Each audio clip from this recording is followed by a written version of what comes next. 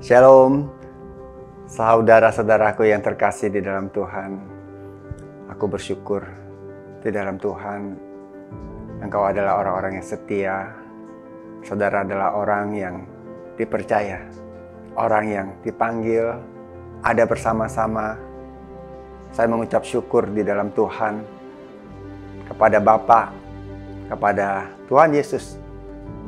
Oleh karena juga penyertaan dan penghiburan dari Tuhan Roh Kudus yang menguatkan, yang meneguhkan hidupmu, sehingga engkau ada bersama-sama.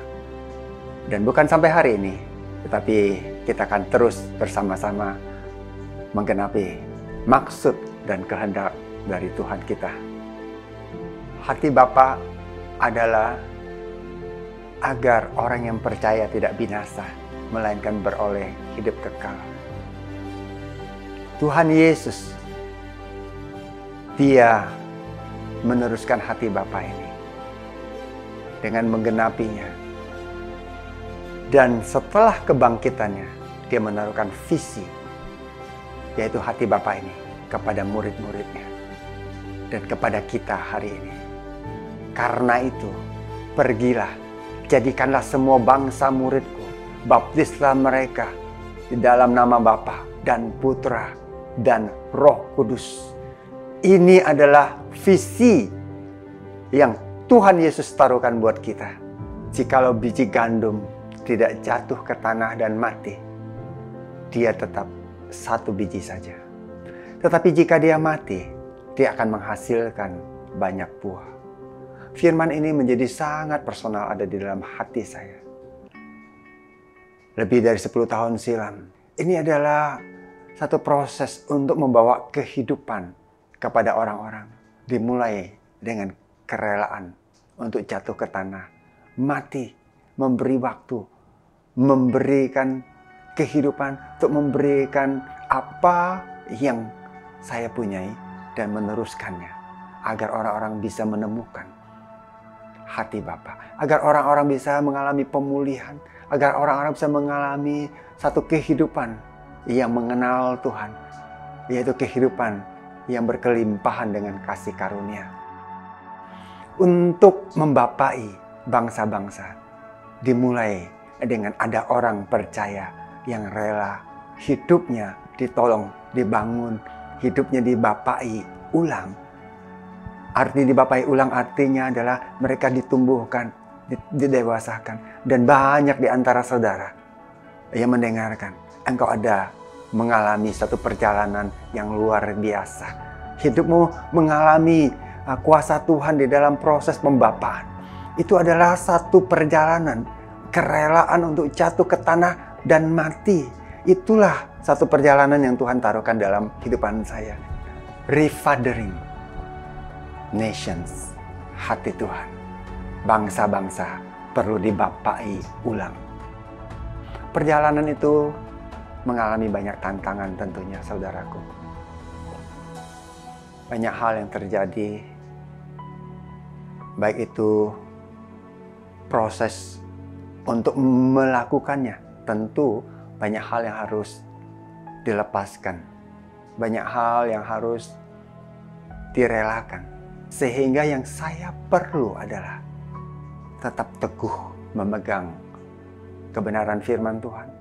Tetap teguh untuk mempercayai janji Tuhan. Saya mau saat saudara mendengar ini, saudara memahami bahwa ini adalah satu proses yang panjang. Sehingga kita ada di titik hari ini. Ini adalah hati Tuhan. Tidak sendiri, tetapi bersama-sama di dalam komunitas. Saudara bisa melihat hari ini, begitu banyak orang sudah ditumbuhkan dan bersama-sama. Begitu banyak orang yang rela, dan saudara adalah orangnya. Begitu banyak orang yang percaya, yang mendapatkan iman. Saudara adalah orangnya. Saudara bisa melihat komunitas yang mempunyai nilai hidup, kehidupan Kristus. Yaitu saling mengasihi, yaitu saling menyatakan kuasa. Juga menyatakan kebenaran firman Tuhan yang hidup dan memerdekakan. Dan di dalam Tuhan, kita adalah gereja. Ingat, eklesia, gereja adalah kita. inilah kehendak Tuhan. Gereja Tuhan bangkit membawa kuasanya yang besar. Gereja Tuhan melakukan ini bersama-sama. Engkau adalah gereja. Kita semua adalah gereja Tuhan. Refathering Nation Community Church. Bersama-sama. Saya percaya ini adalah kehidupan yang Tuhan percayakan kepada kita. Saya percaya inilah satu kegerakan yang Tuhan taruhkan di tengah-tengah kita. Saya percaya di zaman akhir ini, Bapa Tuhan kita juga Dia mau menyatakannya oleh karena apa yang Yesus sudah lakukan kepada kita melalui kerelaannya yang datang menjadi manusia. Kita mengambil kerelaan yang ada dari Tuhan Yesus ini yang sudah hidup di dalam kita ini, dan kita mau meneruskannya dengan membawa bangsa-bangsa. Saudara, engkau ada di dalamnya, engkau terlibat di dalamnya, engkau mendapat peran di dalamnya, sehingga Tuhan Roh Kudus yang memberikan penghiburan, yang memberikan penemanan, yang memberikan hikmat, yang memberikan pengertian, yang terus ada bersama-sama, berjalan bersama-sama dengan kita, dan kita mau press forward, kita mau maju ke depan, fokus kepada apa yang menjadi hati Tuhan, fokus kepada apa yang menjadi panggilan Tuhan, fokus kepada apa yang menjadi kehendak Tuhan dalam kehidupan kita.